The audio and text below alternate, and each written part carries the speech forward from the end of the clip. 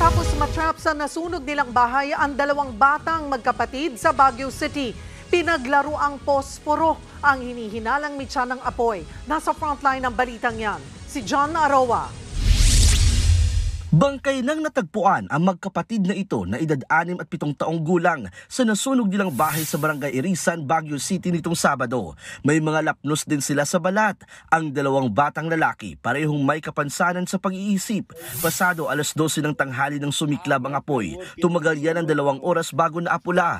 Ayon sa Bureau of Fire Protection, posible raw na suffocation ang ikinamatay nila dahil mabilis na kumalat ang apoy. Stones lang na bahay na made of concrete, made of wood and yero, tapos may konting concrete.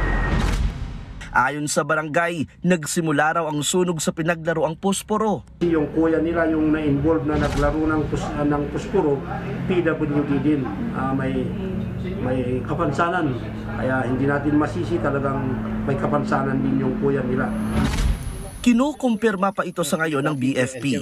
Nagpaabot na ng tulong ang city government sa pamilya ng biktima. Kinukup-kup muna sila ngayon ng simbahan.